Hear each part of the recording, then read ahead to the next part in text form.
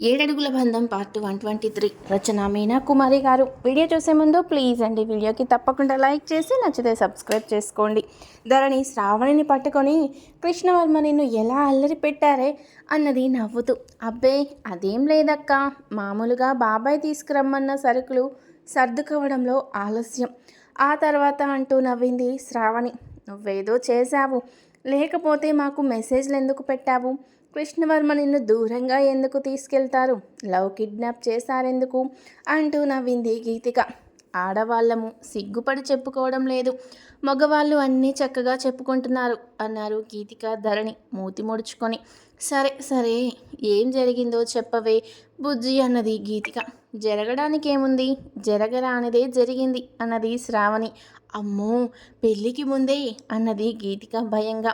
అంత లేదు లేవే, దాని వాలకం చూస్తే అలా లేదు. నువ్వేమీ చెప్పక్కర్లేదులే, మా మరిది గారిని కూడా మేమే అడిగి తెలుసుకుంటాం అన్నది ధరణి నవ్వుతూ. లేకపోతే నన్ను బాగా అల్లరి చేశాడక్క, అందుకే ఒక జలక్ ఇచ్చాను అంటూ నవ్వింది శ్రావణి. ఏం చేసావే చెప్పవే అంటూ ఆసక్తిగా అడిగింది గీతిక. ఏదో చేసే ఉంటుంది, కృష్ణవర్మ గారిని ఇంట్లో పెట్టి తలుపు గడియ వేశావా అన్నది ధరణి కళ్ళు పెద్దవి చేసి చూస్తూ. అది ఓల్డ్ మోడల్ అక్క అన్నది శ్రావణి నవ్వుతూ. గట్టిగా గిచ్చి పెట్టావా అన్నది గీతిక. ఆల్రెడీ అది ఎప్పుడో అయిపోయిందక్క అన్నది శ్రావణి నవ్వుతూ స్టైల్గా. ఏమిటి, ఏది అడిగినా కూడా చాలా తేలిగ్గా తీసేస్తున్నావు? నిజంగా జరగరానిది జరిగిపోయిందా అన్నది ధరణి. జరగరానిది జరగడానికి నేనేమైనా మామూలు అమ్మాయినా? హహహ, ఇద్దరక్కలకు ముద్దుల చెల్లెల్ని. మా అక్కయ్యల అనుభవాలతో నాకు తెలివి ఉంటుంది కదా, బావగార్లను చూస్తున్నాను కదూ, మనం ఎలా జాగ్రత్తగా ఉండాలో నాకు తెలుసు కదూ అంటూ నవ్వింది శ్రావణి. ఏమీ ఎరగనట్టు ఉంటావు కదా, అన్నీ ఎప్పుడు గమనిస్తున్నావే బుజ్జి అన్నది ధరణి. అలా ఉంటుంది కానీ దానికి తెలివి ఎక్కువ అక్క. నన్ను కూడా ఇది వరకు బాగా తిట్టేది అది బుజ్జి కాదు, జేజమ్మ అన్నది నవ్వుతూ గీతిక. నువ్వేం చెప్పొద్దు, వెళ్ళు, నేను పోతున్నాను బయటకు అన్నది ధరణి. నేను కూడా వెళ్ళిపోతున్నాను అన్నది గీతిక. సరే వినండి, మీకంత ఇష్టంగా ఉంటే సెన్సార్ కట్స్ లేకుండా చెబుతాను అంటూ నవ్వింది శ్రావణి. అవుట్ హౌస్కి వెళ్ళగానే అల్లరి మొదలు పెట్టారు కృష్ణవర్మ గారు. ఏం చేశాడు అన్నది ఆసక్తిగా గీతిక. ఏం చేస్తారో నీకు తెలీదా అన్నది ధరణి నవ్వుతూ సిగ్గుపడిపోతూ. అది తెలుసులే, పెళ్ళయ్యాక పెళ్ళి కాకముందు ఎలా చేస్తారో అని. పెళ్ళి అయినా కాకపోయినా మగవాడు మగవాడే, ఆడది ఆడదే అంటూ నవ్వింది ధరణి. మరి నువ్వేం చేశావు పాపం అన్నది ధరణి. చూశాను, మరీ ఎక్కువ అల్లరి చేస్తున్నాడు, అందుకే రుక్మిణీదేవి స్టైల్లో మార్చి సత్యభామ గిట్టంలోకి వచ్చేసాను అంటూ పక్కపక్క నవ్వింది శ్రావణి. అంటే కాలితో అతని తలను తన్నావా అన్నది గీతిక ఆశ్చర్యంగా. సరిపోయింది, సత్యభామ అనగానే ఇక అదొక్కటే గుర్తుకొస్తుంది అందరికీ.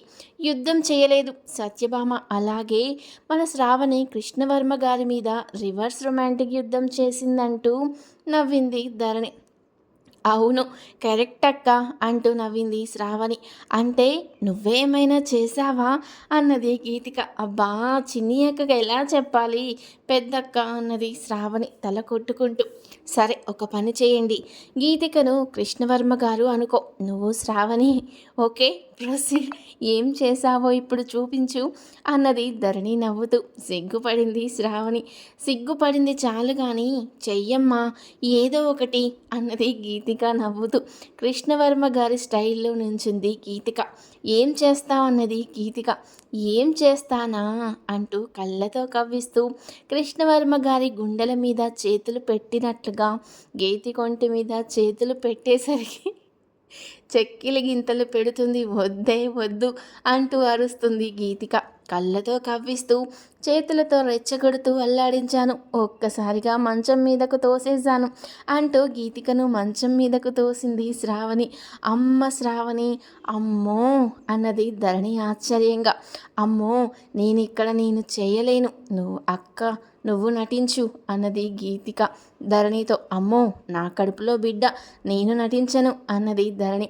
ఇక పాపం గీతికను ఆట పట్టించింది శ్రావణి. ధరణి తల కొట్టుకుంటూ ఏడ్చినట్టుంది. అప్పుడు కూడా కృష్ణవర్మ గారికి హ్యాపీ టచింగ్ ఇచ్చావు కదా అన్నది నవ్వుతూ ధరణి. అబ్బా లేవే, నవ్వొస్తుంది నాకు అంటూ అరుస్తోంది గీతిక. ఇంతలో దుర్గమ్మ గారు ఆ గది ముందుకొచ్చి, ఏమైంది, నా మనవళ్ళు ముగ్గురు పైనే ఉన్నారు, మీరెందుకు అలా ఏదో జరుగుతున్నట్లు అరుస్తున్నారు అన్నది దుర్గమ్మ గారు. ఉండవే నానమ్మని ఒక ఆట పట్టించాలి ఇప్పుడు అని శ్రావణి వెళ్ళి నానమ్మ గీతికక్క మంచం మీద పడుకొని ఏంటో అరుస్తుంది, నాకేమీ తెలియడం లేదు, నువ్వు తొందరగా రా అంటూ దుర్గమ్మ గారిని చెయ్యి పట్టుకొని లోపలకు తీసుకెళ్ళింది శ్రావణి. ధరణి గీతిక నవ్వుతూ ఉన్నారు. ఏమిటే కథ, ఎందుకు నా మనవళ్ళ మీద చెప్పుకుంటారు లోపల దూరి అన్నది దుర్గమ్మ గారు.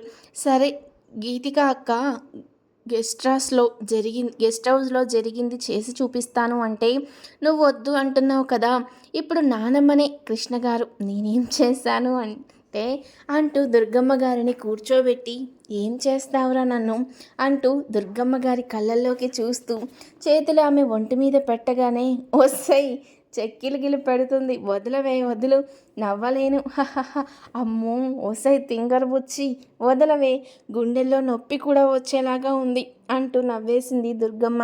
ఇలా అల్లాడించి మంచం మీదకు తోసి అంటున్న శ్రావణి వైపు చూసి ఏమిటి ఏమిటి నువ్వు చేసింది కృష్ణవర్మ పాపం అన్నది దుర్గమ్మ ఆశ్చర్యంగా. బుగ్గ దగ్గర చేతులు పెట్టుకొని అంతేలే అంటున్న శ్రావణిని చూసి దీనికి ముందు పెళ్లి చేయాలి, లేకుంటే మనందరికీ వచ్చింది తిప్పలు. ప్రతి ఒక్కరిలో కృష్ణ గారిని చూసి ఈ విధంగా అల్లరి చేస్తే ఇంట్లో ఆడవాళ్ళందరూ పరారవుతారు, నా మట్టుకు నేనే ఇంతటి దాన్ని, నా ఒళ్ళు ఒక రకంగా అయిపోయింది అంటూ నవ్వుతున్న దుర్గమ్మ గారి వైపు చూసి మనవరాళ్ళు ముగ్గురు పక్కపక్క నవ్వేశారు. పక్కపక్క నవ్వుతూ దుర్గమ్మ గారు, ఇదిగో సీను, వెంటనే నీ చిన్న కూతురికి ముడిపెట్టాయి, లేకపోతే ఇంట్లో ఆడవాళ్లకు చాలా కష్టాలు వస్తాయి, చెప్పుకోలేని కష్టాలు అంటూ నవ్వేశారు ధరణి గీతిక. శ్రావణి ఒక్కటే నవ్వులు. గదిలో నీకెంత ధైర్యం, నానమ్మను కూడా అల్లాడించావు అంటూ ఇద్దరు నవ్వుతూనే ఉన్నారు. శ్రావణికి మనసంతా కృష్ణవర్మ గారి మీదకు వెళ్ళింది. పెళ్ళి అని అనకుండానే ఉండాలి, పెళ్ళి అని అన్న తర్వాత వ్యవహారమే మారిపోతుంది, మనసు మారిపోయింది, ఒళ్ళు మారిపోతుంది, తలుపులు అంతకన్నా మారిపోతున్నాయి, ఎక్కడ ఉన్నది తెలియడం లేదు అని అనుకుంటూ సిగ్గుతో నవ్వుకుంటూ ఉన్న శ్రావణిని ఆటలు పట్టించారు గీతిక ధరణి.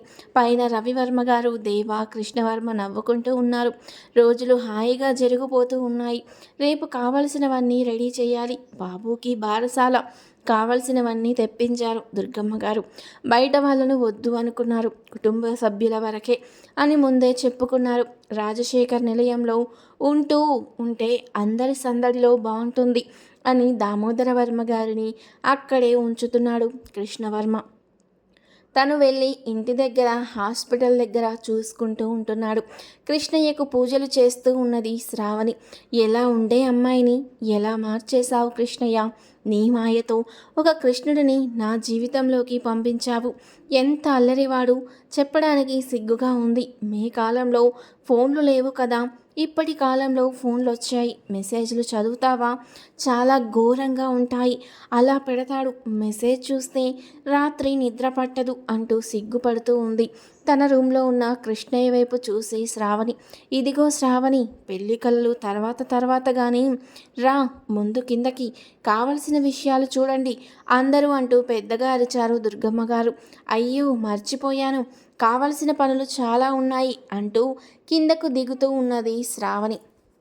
అప్పుడే లోపలికి వస్తున్న కృష్ణవర్మని చూస్తూ అలా నిలబడిపోయింది మెట్ల మీద శ్రావణి. చుట్టూ ఉన్న పరిస్థితిని మర్చిపోయింది. తెలివైన శ్రావణిలా లేక మామూలు అమ్మాయిలా కృష్ణవర్మ చూపుల్లో చిక్కుబడిపోయింది. అందమైన ప్రేమతో ఉన్న మనసులు అల్లుకుపోతాయి. దూరంగా ఉన్నా కూడా అవి పెనవేసుకొని ఉంటాయి. మధ్యలో ఎవరొచ్చినా ఎవరు వెళ్ళినా గ్రహించే పరిస్థితిలో వారు ఉండరు. ఈ రోజుతో పురుడు సమాప్తమవుతుంది. రేపటి నుంచి పెళ్లి కార్యక్రమాలు. కృష్ణవర్మ కొంచెం చూసుకోండి, నలుగురు వస్తూ పోతూ ఉంటున్నారు అని కృష్ణవర్మ భుజం మీద బొక్కటి వేసి పరిస్థితిని కంట్రోల్కి తెచ్చాడు దేవ. హలో నానమ్మ పిలుస్తుంది, ఇక మెట్లు దిగు బుజ్జి కృష్ణవర్మ గారిని చూసింది చాలే అంటూ శ్రావణి ఒకటి వేసి నవ్వింది గీతిక. శ్రావణి నవ్వుతూ మెట్లు దిగింది. ఉన్నది కొన్ని మెట్లు కానీ దిగుతుంటే మెట్లు దిగుతున్నట్టుగానే అనిపిస్తుంది. ఏమిటి అనుకుంది శ్రావణి మెట్లు దిగుతూ అడుగు వేసుకుంటూ జారి పడబోయింది. కృష్ణవర్మ గారు వెంటనే పట్టుకున్నారు. అసలు నిజంగా జారావా లేక నా మనవడు వస్తున్నాడని జారిపోయావా అన్నది దుర్గమ్మ గారు నవ్వుతూ. థ్యాంక్ యూ అమ్మమ్మ, మా కష్టాలు అర్థం చేసుకునేది మీరే అంటూ నవ్వేశారు. ఇక చాలులే అన్నాడు కృష్ణవర్మ తన చేతుల్లో ఉన్న శ్రావణి వైపు చూసి. ధరణి, గీతిక, రవివర్మ, దేవ అందరూ నవ్వేశారు. శ్రావణి మర్చిపోయి ఉండిపోయింది. కృష్ణవర్మ గుండెల్లో ఏమైంది తనకు, చుట్టూ ఉన్న ప్రపంచం కూడా మర్చిపోయాను అని సర్దుకొని అందరి వైపు కోపంగా చూసింది. లే అని కృష్ణవర్మ చెప్పినంత మాత్రాన నువ్వెందుకమ్మా బుజ్జి బంగారం, లేవాల్సిన పని లేదు, మీ బావగారులము ఇద్దరమున్నాము కదా నీకు సపోర్టు అని అన్నాడు రవివర్మ కృష్ణవర్మ వైపు చూసి కన్ను కొడుతూ. అందరూ నవ్వేశారు. చుట్టాలందరూ వచ్చారు. పురుడు మహోత్సవం ఇంటి సభ్యులతో ఆనందంగా జరిగింది. బ్రాహ్మణుడు వచ్చి పూజ చేసి రేపటి నుంచి పూజలు చేసుకోవచ్చు, అన్నీ చేయవచ్చు, శుభకార్యాలు చేసుకోవచ్చు అని చెప్పారు. ఆ మాట వినగానే శ్రావణి కృష్ణవర్మ వైపు చూసింది. ఎప్పుడు ఆ రోజు అని నాకే తొందరగా ఉంది కృష్ణ. అలా మారిపోయింది నా మనసు, నీ ప్రేమలో మునిగిపోయింది, ఏం చేయను అని మనసులో అనుకొని నవ్వుకుంటూ ఉన్నది శ్రావణి. విశ్వనాథ్ గారి దంపతులు కొడుకు కోడలితో కలిసి నవ్వుతూ బాబుని ఎత్తుకుంటూ ముచ్చట చేస్తున్నారు. కుటుంబ సభ్యులతో కలిసి చాలా ఆనందంగా అందరూ బాబుని మెచ్చుకుంటుంటే సంతోషపడుతున్నారు. ఆనంద్ గారు, సుప్రజ, శ్రీనివాసరావు గారు, దేవిక గారు అన్ని ఏర్పాట్లు జాగ్రత్తగా చూస్తున్నారు. వసుంధర గారు బాబు వైపు చూస్తూ రాజాలాగానే ఉన్నాడు అంటూ నవ్వారు. వీడియో కాల్లో ఒకసారి చూశాడు రాజా. నేనక్కడ లేను అంటూ బిక్కముఖం పెట్టుకున్నాడు కాసేపు. పెళ్ళికి ఇక్కడే ఉంటావుగా రాజా అంటూ నవ్వారు కృష్ణవర్మ. అవును అంటూ నవ్వేశాడు రాజా. తమ్ముడితో అక్కలు ముగ్గురు మాట్లాడారు. బాబుని చూపిస్తూ నవ్వారు. దుర్గమ్మ గారికి ఆనందం అంతా ఇంత కాదు. తన ముచ్చటైన మనవరాళ్ల జంటలను చూసి మురిసిపోతూ ఉన్నారు. ఇంటి ముందు కారు ఆగేసరికి ఆశ్చర్యంగా చూస్తున్నారు అందరూ. ఎవరికి రిలేటివ్స్కి చెప్పలేదు. తలెత్తి చూసిన ఆనంద్ గారు ఆశ్చర్యంతో కోపాన్ని దాచుకొని అలా చూస్తూ ఉన్నారు. శ్రీనివాసరావు గారు ఇన్ని సంవత్సరాల తర్వాత యశోద ఎందుకు వచ్చినట్లు అని ఆశ్చర్యంగా అనుకుంటుండగానే యశోద భర్త తన కొడుకుతో కూతురుతో ఇంట్లోకి అడుగుపెట్టింది. దుర్గమ్మ గారికి పట్టలేని కోపం వచ్చేసింది. శ్రీను, ఎందుకు పిలిచారు వీళ్ళను అంటూ గట్టిగా అరిచారు. అమ్మా, మీరు మాట్లాడకండి, ఒకసారి పదండి లోపలికి అంటూ లోపలికి తీసుకెళ్లాడు ఆనంద్ తల్లిని. అందరూ కూడా ఆశ్చర్యంతో ఏమీ తెలియనట్లు చూస్తున్నారు. యశోద అన్నట్లు ఆనందంగా చూస్తూ ఉన్నది దేవిక వైపు చూస్తున్న యశోద కళ్ళల్లో ఆనందం ధరణికి ఎక్కడో చూసినట్లు గుర్తుకొస్తుంది. కానీ ఎవరో తెలియడం లేదు. దామోదర వర్మ గారు కూడా అందరితో పాటు ఆశ్చర్యంగా చూస్తున్నారు. యశోద, నారాయణరావు అలాగే నిలబడితే కూర్చోండి అన్నది దేవిక. వచ్చి శ్రీనివాసరావు గారి వైపు చూడాలంటే భయం కలిగింది దేవికకు. ఏమిటి అన్నట్లు చూస్తున్న భర్త వైపు చూసి దగ్గరికి వెళ్ళి ఇంటికి వచ్చిన అతిథులను ఇంట్లో మన బంధువుల ముందు తేలిక చేయడం మంచిది కాదు. ఏదైనా ఉంటే తర్వాత మాట్లాడుకుందాం అని చిన్నగా చెప్పారు దేవిక. నా కొడుకు మురళి చదువులు పూర్తయ్యాక మా బిజినెస్ చూసుకుంటున్నాడు. అమ్మాయి రవలి అని దేవిక వైపు చూసి పరిచయం చేసింది యశోద. అక్కడ ఉన్న అందరూ పక్కకు తప్పుకున్నారు. ఏదో ఒక శుభకార్యం జరుగుతున్నట్లుంది వదిన అంటున్నా యశోద వైపు చూసి అవును యశోద, ఆనంద్కు కొడుకు పుట్టాడు అంటూ నవ్వింది దేవిక. ఆనంద్ కోపంగా అక్కడ నుండి వెళ్ళిపోయాడు. ధరణి, శ్రావణి, గీతిక ముగ్గురు అలా నిలబడి చూస్తూ ఉన్నారు. నా మేనకోడల్లా అంటూ నవ్వుతూ అడిగింది యశోద. అవును, ధరణికి గీతికకు పెళ్ళయింది అన్నది దేవిక. అందరికీ భోజన ఏర్పాట్లు చూస్తున్నారు. ఏమీ తెలియదన్నట్లు శ్రీనివాసరావు గారు ఆనంద్ గారిని ఎవరు మామయ్య గారు వచ్చింది అని అడిగాడు రవివర్మ. దేవా, కృష్ణవర్మ ఆనంద్ గారి వైపు చూశారు. అన్నయ్య, తర్వాత పుట్టింది యశోద అక్క అని చెప్పాడు ఆనంద్. అదేంటి, అమ్మమ్మకు ఒక కూతురున్నారా? ఆ విషయం ఎవరూ ఎప్పుడూ చెప్పలేదే అన్నాడు దేవ. చెప్పుకునే ఘనకార్యం ఏమీ లేదు అని పక్కకు వెళ్ళిపోయాడు ఆనంద్. ఏదో జరిగింది అయితే. ఈ ఇంటి ఆడపడుచు కుటుంబం వచ్చినవారు అని ముగ్గురు తోడళ్ళల్లో చెప్పుకున్నారు. నా కుటుంబంతో నేను మాట్లాడాలి వదిన, మాట్లాడవలసిన అవసరం వచ్చింది అన్నది యశోద. ఆమెతో మాటలు పొడిగించాలి అన్న భయంగా ఉంది దేవికకు. కానీ తన పెళ్ళి అయినప్పుడు దేవిక యశోద ఇద్దరు ఎంత ఆనందంగానో ఉండేవాళ్ళు. నిజానికి యశోద చాలా మంచి అమ్మాయి. దుర్గమ్మ గారి లాగానే బాగా మాట్లాడేస్తూ ఆనందంగా ఉంచుతుంది ఇంటిని. ఒక రకంగా ఇప్పటి శ్రావణిలా అనిపించేది. ఆ రోజులు ఎలా మర్చిపోతాను అనుకుంది దేవిక. కానీ అత్తయ్యగారు ఊరుకోరు యశోద. మాట ఎత్తితే ఊరుకునేవారు కాదు. పిల్లలకు దాని గురించి అసలు చెప్పాల్సిన అవసరమే లేదు అని చెప్పేవారు. ఆయనకు మరిది గారి ఎలా అయినా చెప్పవచ్చు. కానీ అత్తగారు సంగతి ఏమిటో అనుకుంది భయంగా దేవిక. సుప్రజకు ఏమీ తెలియక భయంగా చూస్తూ ఉంది. ఇంట్లో ఏదో సమస్య ఉండేసరికి ఎక్కడికి వాళ్ళు అక్కడికి వెళ్ళిపోయారు. గీతిక దేవా కూడా వాళ్ళ ఇంటికి వెళ్ళారు. కుటుంబ సభ్యులు మిగిలారు. ధరణి వెళుతూ తన కుటుంబంతో ఏం జరిగిందో ఫోన్ చేసి చెప్పు శ్రావణి అని గుట్టుగా చెప్పు వెళ్ళిపోయింది. కృష్ణవర్మ గారు తాతగారిని తీసుకొని తన ఇంటికి వెళ్ళిపోయారు. అందరూ వెళ్ళినప్పుడే రాజశేఖర్ నిలయంలో పండుగ వాతావరణం జరుపుకొని ప్రస్తుతానికి నిశ్శబ్ద వాతావరణంలోకి వచ్చింది. బాబు ఏడుస్తూ ఉంటే సుప్రజ బాబుని తీసుకొని లోపలికెళ్ళింది. దుర్గమ్మ గారు గది బయట నిలబడ యశోద అమ్మ మీతో మాట్లాడాలి అన్నది. నాతో ఎవరు మాట్లాడాల్సిన అవసరం లేదు అంటూ అప్పటి వరకు ఏడ్చి ఏడ్చి కళ్ళు ఉబ్బిపోయి ఉన్న దుర్గమ్మ గారు బాధగా చెప్పారు. దేవిక శ్రీనివాసరావు గారికి ఆనంద్కి నచ్చజెప్పి ఉంది. నారాయణరావు గారికి పిల్లల పెళ్ళి ఆల్బమ్ ఇచ్చారు. దేవిక కాఫీ స్నాక్స్ కూడా ఆయన దగ్గర పెట్టి వచ్చింది. మురళి రవలి ఇద్దరు కూడా అలాగే నిశ్శబ్దంగా కూర్చొని ఉంటే దేవిక వారికి స్నాక్స్ పెట్టి పెద్దవాళ్ళు ఏవేవో మాట్లాడుకుంటూ ఉంటారు, అవి మీకెందుకు అంటూ టీవీ పెట్టి శ్రావణి ఇక్కడ కూర్చో వచ్చి అని చెప్పింది దేవిక. చాలా అందంగా ఉన్న రవలి వైపు అలాగే చూస్తూ ఉన్నది శ్రావణి. ఏం చదువుతున్నావని అడిగింది శ్రావణి రవలిని. ఈ సంవత్సరం 10th క్లాస్ చదువుతున్నాను వదినా అన్నది రవలి. ఎక్కడ మీరుండేది అన్నది శ్రావణి. చెప్పింది రవలి. అంటే రవలి గ్రూప్ ఆఫ్ కంపెనీస్ మీవా అన్నది శ్రావణి. అవును వదినా అంటూ నవ్వింది రవలి. శ్రావణి వైపు చూస్తూ గమనిస్తున్నాడు మురళి. ఇలా నిశ్శబ్దంగా ఉండడం నాకు ఇష్టం ఉండదు. చాలా గల్లంతు చేస్తాను. నేను ఇంట్లో అందరూ ఒక రకంగా ఉన్నారు. మేము రావడం ఎవరికీ ఇష్టం లేదు కాబోలు అన్నది రవలి ముఖముఖలా పెట్టుకొని. అమ్మ ఎన్నో సంవత్సరాల తర్వాత తన పుట్టింటికి రావాలి అని నాన్నగారిని ఒప్పించి తీసుకొచ్చింది. మాకు నానమ్మ తాతగారు లేరు. ఉన్నప్పుడు కూడా వాళ్ళు మా ఇంటికి రారు. నాన్నగారు తాతగారికి ఇష్టం లేని పెళ్లి చేసుకున్నారు అని నాన్నగారికి ఇచ్చే ఆస్తులిచ్చి తెగతెంపులు చేసుకున్నారు అంటూ చెప్పింది. తనకు తెలిసినది గబగబా రవలి. మామయ్య వాళ్ళను పలకరిద్దామని చూస్తే ఎవరికి వారు కోపంగా ఉన్నారు. నాకు భయం వేసింది అని చెప్పింది రవలి. ఓహో, దుర్గమ్మ గారికి కూతురుంది. ఎప్పుడో లీలగా ఒకసారి మాట్లాడుకోవడం విన్నది. కానీ వెంటనే మానేశారు అమ్మ నానమ్మ. మళ్ళీ ఆ విషయం ఎత్తలేదు. ఎవరు పట్టించుకోలేదు. సరిపోయింది అనుకుంది శ్రావణి. మురళి మాట్లాడుతూ ఎంటెక్ పూర్తయింది అని శ్రావణి వైపు చూసి నవ్వుతూ చెప్పాడు మురళి. రవలి గ్రూప్ ఆఫ్ కంపెనీలకు ఎండి అన్నయ్య ఈ సంవత్సరమే చేశారు నాన్నగారు అంటూ నవ్వింది రవలి. మనం చాలా బంధువులమే, కానీ మాకు ఇన్నాళ్ళు తెలియదు.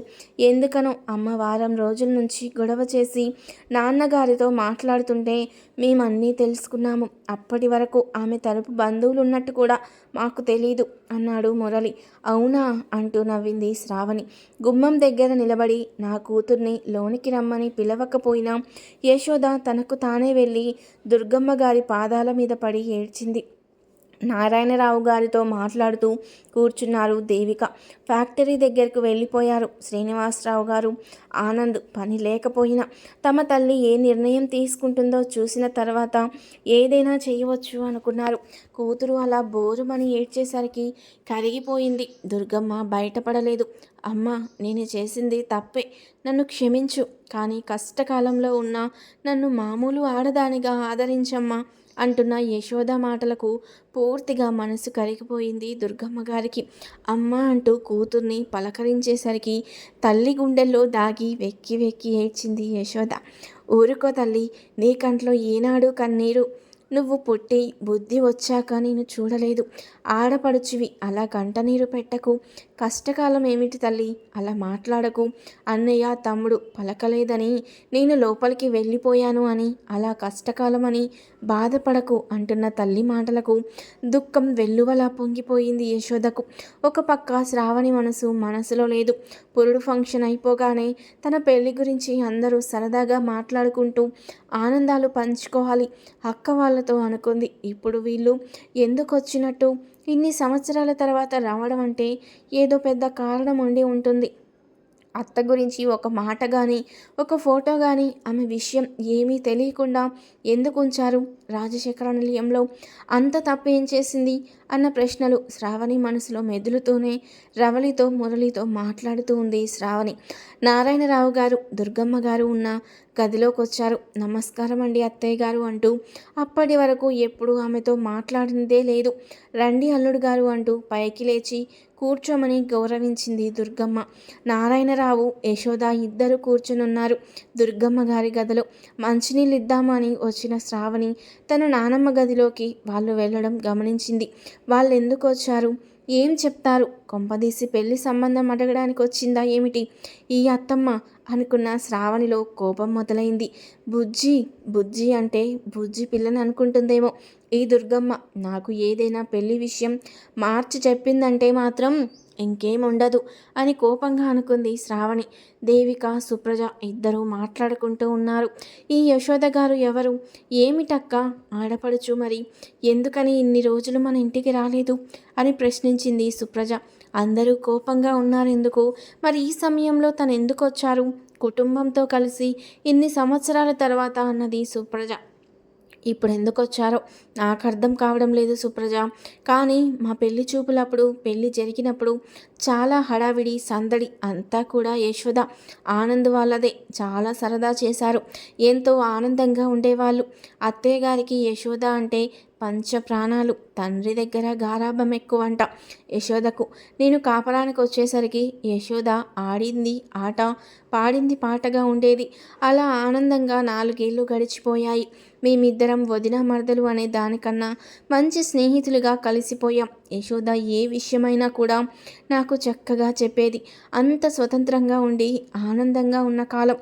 తర్వాత యశోదకు చాలా గొప్ప సంబంధం చూశారు. అత్తయ్య గారికి సంబంధాలు ఒక పట్టాలా నచ్చవు. సాంప్రదాయాలన్నీ కావాలి అంటారు. పైగా పిల్లోడు ఈడు జోడు అన్నీ చూసి చేస్తారు జాగ్రత్తగా. అలా 5-6 సంబంధాలు తనకి నచ్చలేదని ఒక సంబంధం నచ్చడంతో పెళ్లి చూపులకు రమ్మన్నారు. ఆ రోజు యశోద పెళ్లి చూపులు. అప్పటికి ధరణి పుట్టింది. 4 ఏళ్ల పాప. వాళ్ళ అత్త దగ్గర ఎక్కువగా ఆడుకునేది. అత్త రంగు నాకెందుకు రాలేదు అంటూ ప్రశ్నలు వేస్తే యశోద, నువ్వు నాకన్నా అదృష్టవంతురాలివి. బాగా చదువుకుంటావు తల్లి, అందుకే నీకు రాలేదు అంటూ చక్కగా చెప్పేది. రంగు ముఖ్యం కాదు, ఏదో ఒక ప్రతిభ ఉండాలి అని దగ్గర కూర్చోబెట్టుకొని చక్కగా అక్షరాలు నేర్పించేది. మాస్టారు గారు చెబుతున్న చదువు పట్ల ఎంతో శ్రద్ధగా చూడాలి, ఇష్టంగా చదువుకోవాలి, చదువు మీద దృష్టి పెట్టాలి అంటూ చెప్పేది యశోద ధరణికి. అప్పటి నుంచి ధరణికి చదువు మీద దృష్టి పెరిగింది. యశోద గదిలో పడుకునేది ఎక్కువగా ధరణి. అత్తయ్య గారు చెప్పిన సంబంధం వాళ్ళు వచ్చారు ఒకరోజు. యశోద వాళ్లకు బాగా నచ్చింది. అబ్బాయి కూడా చాలా బాగా నచ్చాడు అందరికీ. మగ పెళ్లి వాళ్ళు అమ్మాయి చాలా నచ్చింది అని చెప్పారు. అత్తయ్య గారు కూడా బావగారిని ఆనందిని అడిగి నిర్ణయం తీసుకున్నారు. యశోద కూడా సంబంధం ఒప్పుకుంది. అంతా బాగానే ఉంది. పెళ్లి ముహూర్తాలు పెట్టుకోవడానికి 6 నెలల సమయం బాగోలేదు. ఇంతలో టీచర్ ట్రైనింగ్ తనకిష్టమని వెళ్ళింది యశోద. తర్వాత 6 నెలలకి ముహూర్తాలు పెట్టుకుందామంటే పెళ్లి కొడుకు ఇంటి పేరు వాళ్ళు చనిపోయారు. ఆ తర్వాత ఏవో ఇబ్బందులు అన్నారు. ఇక ఏ విషయమో తెలీదు. యశోద ఒకరోజు పెళ్లి చేసుకొని వచ్చింది. అందరికీ మతిపోయింది. తీరా చూస్తే పెళ్లి చూపుల్లో పెళ్లి కొడుకుతో వచ్చిన ఫ్రెండుని పెళ్లి చేసుకుంది. అత్తయ్య గారి ఆవేశానికి అంతు లేకుండా పోయింది. మా గడప తొక్కితే ఊరుకోను అంటూ శపథం చేశారు. కూతురికి ఇవ్వవలసిన డబ్బు, ఆస్తిపత్రాలు, నగలు అన్నీ ఒక పెట్టెలో పెట్టి ఇచ్చారు అత్తయ్య గారు. అక్కడ పెట్టమన్నారు నన్ను. వద్దు అంటూ ఇద్దరు వెళ్ళిపోయారు. వెళ్ళడం మళ్ళీ ఇప్పుడే నేను చూసింది. అసలు కుదుర్చుకున్న సంబంధానికి అలా చేసి ఆ అబ్బాయి ఫ్రెండ్ని పెళ్లి చేసుకోవడం అత్తయ్య గారు భరించలేకపోయారు. జబ్బు పడ్డారు. అప్పుడు చాలా భయం వేసింది. కొన్నాళ్లకు కానీ మర్చిపోలేదు యశోద సంగతి అత్తయ్య. అంతే, యశోదకు సంబంధించిన ఫోటోలు కానీ ఏవి కూడా ఇంట్లో ఉండడానికి వీల్లేదు అని బయట వేయించారు.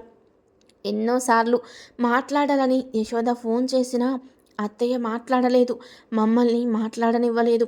అదే జరిగింది అన్నది దేవిక. అయినా అదేంటక్క, పెళ్లి చూపులకు వచ్చిన అతన్ని చేసుకోకుండా అతని ఫ్రెండ్ని చేసుకోవడం ఏమిటి, వింతగా ఉంది కదూ అన్నది సుప్రజ. ఏదో ఒక కారణం ఉండే ఉంటుంది అనుకున్నాను సుప్రజ. నేనెందుకంటే యశోద మనస్తత్వం నాకు తెలుసు, చాలా మంచి మనస్తత్వం. ఏ విషయాన్ని దాచే మనిషి కాదు. మరి ఈ విషయం ఎందుకు దాచిందో అసలు నాకు అర్థం కాలేదు అని చెప్పింది దేవిక కళ్ళనీళ్లతో. అక్క, నీ కళ్ళల్లో నీళ్లు. యశోద గారు అంటే నీకు అంత ఇష్టమా అన్నది సుప్రజ. చాలా ప్రాణం సుప్రజ. అసలు ఒక ఆడపడుచుగా ఇంత ఇంటికి వారసురాలుగా ఏనాడు కూడా గర్వం చూపించలేదు. సాధారణంగా ఉండేది, ఎంతో స్నేహం చేసేది, నాకు తెలియని విషయాలు చెప్పేది, చాలా మంచి అమ్మాయి, చదువు పట్ల చక్కటి అవగాహన ఉండేది అంటూ గొప్పగా చెప్పింది దేవిక. అదే సమయంలో అక్కడికి వచ్చిన శ్రావణి, ఏమిటి ఆడపడుచు గురించి చాలా గొప్పలు చెబుతోంది, వాళ్ళు ఏదైనా అడిగితే మాట మార్చి పెళ్ళి కూడా మారుస్తారా ఏమిటి, అప్పుడు చెబుతా అని శ్రావణి అంటే ఎలా ఉంటుందో అని కోపంగా అనుకొని వెళ్ళి రవళి దగ్గర కూర్చుంది శ్రావణి. లోపలికి వెళ్ళిన వాళ్ళు వెళ్ళినట్టే ఉన్నారు దుర్గమ్మ గారి దగ్గర. మరి వాళ్ళు ఏం చెబుతున్నారు అనుకుంది శ్రావణి. కృష్ణవర్మ గారికి ఫోన్ చేసింది. ఫోన్ తీయలేదు కృష్ణవర్మ. ఏమైంది కృష్ణ, ఏమనుకుంటున్నావు అని బాధగా ఆలోచిస్తూ ఉన్నది శ్రావణి. ధరణి ఫోన్ చేసి ఏం జరుగుతుంది అక్కడ అన్నది. ఏముంది, ఆడపడుచు చాలా గొప్పదని మన అమ్మ పిన్నికి చెబుతూ ఉంది. ఇక మురళి, రవలి ఇద్దరు కూడా టీవీ దగ్గర కూర్చొని వాళ్ళు ఇష్టమైన కార్యక్రమాలు చూస్తూ మాట్లాడుకుంటూ నవ్వుకుంటూ ఉన్నారు. దుర్గమ్మ గారి దగ్గరికి కూతురు అల్లుడు వెళ్ళి తలుపులేశారు. మళ్ళీ ఇంతవరకు బయటకు రాలేదు అన్నది కోపంగా శ్రావణి. ఇదంతా ఏమిటి మధ్యలో అన్నది ధరణి. ఇప్పుడే చెప్తున్నానక్క, పెద్దవాళ్ళేదో నిర్ణయించుకొని నా ఇష్టమైన పెళ్లి చెడగొట్టే పని అయితే నేను అసలు అంటున్న శ్రావణి మాటకు అలా ఎందుకు జరుగుతుంది శ్రావణి, ఎందుకు ఆలోచిస్తున్నావిలా అన్నది ధరణి. ఇలాగే జరిగేది అంటున్న శ్రావణి మాటలకు సినిమాలు కథలు చూసి చెడిపోయావు నువ్వు అంటూ నవ్వింది ధరణి. ఇంతలో గీతిక ఫోన్ చేసింది. కాన్ఫరెన్స్ కాల్ చేసింది శ్రావణి. ఏమైందే, వాళ్ళెవరు, ఎందుకు వచ్చారంట ఇన్ని సంవత్సరాలకన్నది గీతిక. ఎవరికి తెలుసు అంటూ అక్కడ జరుగుతున్న నిర్వాకం ధరణి, శ్రావణి ఇద్దరు కూడా మాతో మాట్లాడుతున్నారు. ఏం జరుగుతుందో మీ బావగారు కృష్ణవర్మతో మాట్లాడారు ఇందాకడ అన్నది ధరణి. దేవాతో కూడా మాట్లాడారు కృష్ణవర్మ అన్నది గీతిక. అందరితో బాగానే మాట్లాడావుగా, నేను ఫోన్ చేస్తే మాత్రం ఫోన్ తీయలేదు ఎందుకో అనుకుంది శ్రావణి కోపంగా. శ్రావణి, నువ్వేం ఆలోచించకు, ఏదైనా తేడా వస్తే కుటుంబ సభ్యులందరూ ఉన్నారు, అది మర్చిపోకు అన్నది ధరణి. మాట తీసుకున్నాను అంటూ నా పెళ్లి విషయంలో దుర్గమ్మ గాని చస్తానంటూ భయపెట్టి ఏదైనా అడ్డం పెడితే దుర్గమ్మ విషయం నేను పట్టించుకోను, దిండు పెట్టి ముఖం మీద నేనే చంపేసి వెళ్ళిపోతాను అని చెప్పింది శ్రావణి కోపంగా. ఆ మాటలు వెనక నుండి వచ్చిన దుర్గమ్మ గారు విన్నారు. ఏమీ ఎరగనట్టు, ఇదిగో శ్రావణి, నీతో ఒక ముఖ్యమైన విషయం మాట్లాడాలి. పెద్దలంతా కలిసి ఒక నిర్ణయం తీసుకున్నాము. ఇందులో నువ్వు అభ్యంతరం చెప్పడానికి ఏమీ లేదు. అది నీ పెళ్లి విషయంలో మార్పు జరిగింది అంటున్న దుర్గమ్మ గారి మాటలకు వెంటనే శ్రావణి తన గదిలోకి వెళ్ళింది. బ్యాగుతో కిందకొచ్చింది. దేవిక, సుప్రజ, నారాయణరావు గారి దంపతులు, వారి పిల్లలు, పని మనిషి అందరూ కూడా అలాగే చూస్తున్నారు ఆశ్చర్యంగా. ఏమిటి అన్నది దుర్గమ్మ. ఈరోజు నీ కూతురు వచ్చిందని, ఆమె ఏదో కోరిక కోరిందని నా పెళ్లి విషయంలో మార్పు చేస్తావా? పెళ్లి చేయాల్సిన అవసరం లేదు, వెళ్తున్నాను. మీ అమ్మాయి నీకు చెప్పి వెళ్ళలేదు అని తెలిసింది, నేను నీకు చెప్పి వెళ్తున్నాను, బాయ్ అంటున్న వెళ్తున్న శ్రావణి వైపు చూసి నవ్వేసింది దుర్గమ్మ గారు. అది నీ మేనకోడలి పరిస్థితి, నీకన్నా 4 ఆకులు ఎక్కువే చదివింది అంటూ నవ్వారు దుర్గమ్మ గారు. పక్కపక్క నవ్వింది యశోద. అలాగే చూసింది ఆశ్చర్యంగా శ్రావణి. అయినా చుట్టాల ముందేమిటి పనులు అన్నది దేవిక శ్రావణి నెత్తి మీద ఒకటేసి. లేకపోతే నా పెళ్లి విషయంలో మార్పులంటే నేను ఊరుకోను అన్నది శ్రావణి. అయ్యో, నీ పెళ్లి విషయంలో మార్పులంటే లగ్నం ఇంకొంచెం తొందరగా పెట్టించాలి అని అడిగింది నీ మేనత్త అంటూ పక్కపక్క నవ్వేసింది దుర్గమ్మ గారు. అప్పటికే కృష్ణవర్మ వచ్చి అదంతా చూస్తూ పక్కపక్క నవ్వి చప్పట్లు కొట్టేశారు. అమ్మమ్మ రమ్మంటే వచ్చాను, జరిగిందంతా చూశాను. ఏమిటి శ్రావణి, ఎక్కడికి బ్యాగ్ తీసుకున్నావు అన్నారు కృష్ణవర్మ. జరిగిందంతా చూసి అర్థం చేసుకున్న మురళి రవలి ఇద్దరూ నవ్వేశారు. అయినా భలే తెలివిగా ఉన్నావు శ్రావణి నువ్వు అన్నాడు మురళి. అంటే ఏమిటిదంతా అన్నది శ్రావణి. అమ్మమ్మ గారు నాకు ఫోన్ చేశారు, పెళ్ళికి లగ్నం ముందుగా పెట్టించుకుందాము, అన్ని రోజులు ఆలస్యం వద్దు అని, వచ్చిన చుట్టాలు ఉంటారు అని చెప్పారు. మన ఇద్దరికేనా అన్నది శ్రావణి మళ్ళీ. అందరూ ముసిముసిగా నవ్వుకుంటున్నారు. శ్రావణికి ఉక్రోషం ఆగక కృష్ణవర్మ గారిని కౌగిలించుకొని అందరి ముందు ముద్దులు పెట్టేసింది. ఇంకా చాలు, నీ పెళ్ళికి మేము అడ్డం రాము, చూడబోతే కాపురం కూడా చేసేలాగా ఉంది నీ మేనకొడలు అంటున్న దుర్గమ్మ గారి దగ్గరకు వచ్చి ఆమె మెడ పట్టుకొని, ఈ శ్రావణిని మాయ చేసి నన్ను ఏడిపించావా, అందుకేగా కావాలని అలా మాట్లాడావు, అందరిలో నన్ను బుక్ చేస్తావా అని అంటున్న శ్రావణి వైపు చూసి యశోద నారాయణరావు గారు భలే ఉంది మొత్తానికి ఈ అమ్మాయి అంటూ నవ్వేశారు. అయితే మీరంతా మా పెళ్ళి ఇష్టపడుతున్న వారేనా? సరే అత్తమ్మ అంటూ నీ ఇష్టమే నా ఇష్టం అంటూ యశోద గారి భుజం మీద వాలి నవ్వింది శ్రావణి. చూడు, నీకన్నా ముదురు అంటూ నవ్వింది దుర్గమ్మ గారు. కృష్ణవర్మ గారి వైపు చూస్తూ అందరూ నవ్వేశారు. అలా ఎలా అనుకున్నావు శ్రావణి? పాత సినిమాల్లో లాగా మాటలు తీసుకుని ప్రేమించుకున్న వారిని వదిలేసి ఏదో క్రియేట్ చేయాలి అనుకుంటామా ఈ రోజుల్లో అన్నాడు మురళి నవ్వుతూ. ఎవరేమనుకున్నా నా మొగుడు కృష్ణవర్మ అంటూ వెళ్ళి కృష్ణవర్మ గారి భుజం మీద వాలిపోయింది ప్రేమతో శ్రావణి. అమ్మ గడుగ్గాయో అన్నది దుర్గమ్మ గారు. నేనంతా నీ పోలికే నానమ్మ అంటున్నా శ్రావణి మాటలకు దుర్గమ్మ గారు అందరూ పక్కపక్క నవ్వేశారు. వీడియో నచ్చితే లైక్ చేసి సబ్స్క్రైబ్ చేసుకోండి.